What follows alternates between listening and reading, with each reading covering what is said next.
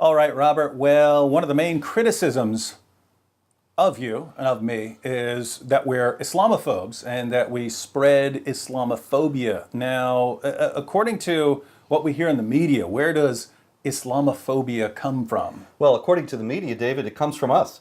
It comes from a small cabal of very well-heeled, wealthy, highly financed individuals who, for some unknown reason, have decided to spend their life smearing Muslims and defaming Islam, and to create a hysteria about Islam that is wholly unjustified by the facts. And these people, you and me and Pamela Geller and David Horowitz and Frank Gaffney and a few others, we've been so successful that there are now very widespread negative opinions of Islam among Americans who would otherwise have no idea, if it were not for us, that there was any problem with Islam whatsoever.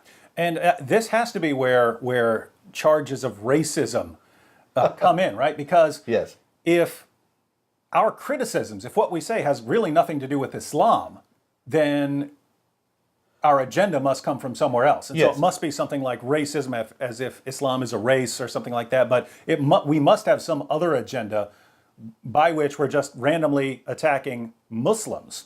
Yes, everyone has agreed in the establishment media that any distaste for jihad terror or for the Sharia oppression of women or of non-Muslims or of any other group is wholly and solely based on racism. And they forget that Ibrahim Hooper of the Council on American Islamic Relations is a Nordic fellow from Wisconsin or Minnesota, and that there are Muslims of all races, and that jihadis have also been of all races. This is all thrown out the window, and the equation is oversimplified to have brown Muslims who are noble and good on the one side, and white, racist, redneck Islamophobes on the other side, who, for their own purposes of greed and avarice, have decided to demonize the noble brown people. So that's where Islamophobia comes from, according to the media. That's right. I cooked it up right here in this office. This is the nerve center. Now, an interesting question arises. If we look at the Muslim sources, we find that there's a different source, a different origin of Islamophobia, and that it didn't come from you or from me. It actually came from somewhere else. So we've got a bit of a mystery on our hands. Now let's look at, not according to us. That's right. Let's look at, according to Muslim sources, where Islam, this fear of Islam, this fear of things Islam. Islamic. That's what a phobia is, ladies and gentlemen. A fear. Why would anyone fear Islam?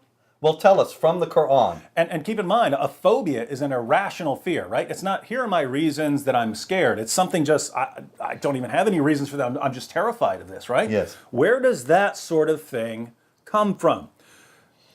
Let's go to the Quran. Chapter 3 of the Quran, verse 151. Allah speaking here, this is Allah. Allah says, "We shall cast terror into the hearts of those who disbelieve." Terror. That's a fear, is it right? not? Now notice, it's not, people are going to sit around thinking about their reasons for being concerned about the spread of Islam, and they're going to conclude that Islam is dangerous. This is just a fear, a terror put right in their hearts by Allah himself. A strong, that makes them terrified of Islam. irrational, unreasoning, unfathomable terror. A fear beyond an ordinary fear, but terror we are talking about. And where does it come from again, David? Allah. From Allah. So Allah creates Islamophobia, and he's happy about it. Wait, we have to read the entire verse, because maybe there's something we're in the rest of taking the it out verse. of context. Yeah, let's go and read it. So, we shall cast terror into the hearts of those who disbelieve. So it's just people who don't believe. And why? Because they joined others in worship with Allah, for which he had sent no authority. So their abode will be the fire, and how evil is the abode of the Zalimun. So in chapter 9, verse 30 of the Quran, when it says that the Jews say Ezra is the son of Allah, and that the Christians say Jesus is the son of Allah. That's associating partners with Allah. And for doing that, for being, of course, no Jews have ever said that, but for being an ordinary Orthodox Christian and believing that Jesus is the Son of God, what Allah is saying is that He will cast into your hearts Islamophobia. Directly into your heart from Terror. the power of Allah. Now, just so you don't think that Allah had the wrong approach here, Muhammad appealed to this as the source of his victory. So we read in Sahih al-Bukhari, number 2977, notice that this Bukhari puts 2977, the introductory verse he gives is chapter 3, verse 151 of the Quran. We have it right here. We shall cast terror into the hearts of those who disbelieve. And here we have Muhammad say, I have been made victorious with terror cast into the hearts of the enemy. And the enemy here are people Unbelievers. who do not believe, including Jews and Christians. Why do Jews and Christians fear Islam? Why are they worried about Islam? Why are they scared of the spread of Islam? Not because of Robert Spencer, not because of David Wood, because Allah put that fear directly into our hearts because we associated partners with Allah. So Muhammad is saying, I have been made victorious through Islamophobia. Isn't that extraordinary, Isn't that given amazing? the fact that in the West, the charge of Islamophobia is used to intimidate people into thinking it's wrong to oppose jihad terror? That is actually a primary way in which Muhammad is emerging victorious. I have to say, if you were an atheist, if you're an atheist, you should read this and you read that something 14 centuries ago that's used as a weapon 14 centuries ago from Allah, filling people with fear, and this is how Muhammad is going to be made victorious, and that 14 centuries later is still helping Islam spread. If you're an atheist, you have to start wondering, maybe there are some spiritual forces at work here, because this is diabolic, it's genius, it's brilliant. Diabolically evil, clever. Evil. And there's more. Really? There's Chapter more 8, about verse terror? 60. There is, David. Chapter 8, verse 60 of the same noble Quran.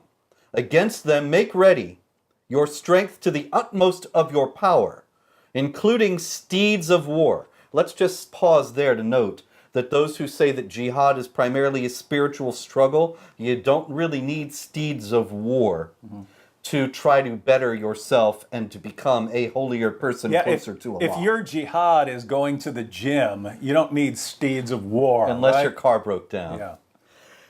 What do you need the steeds of war for? To strike terror into the hearts of the enemies of Allah and your enemies. Strike terror. So to create Islamophobes among the enemies of Allah and your enemies and others besides whom you may not know, but who Allah does know.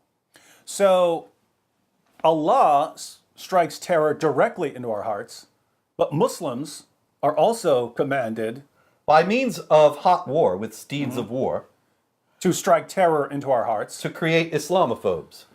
So we're told by the media that we're the source of Islamophobia, but according to Islam, We're the recipients of it. the source of Islamophobia is Allah and Muslims, and this is what made Muhammad victorious. And they give it to us in order to make Muhammad victorious. And so think about this.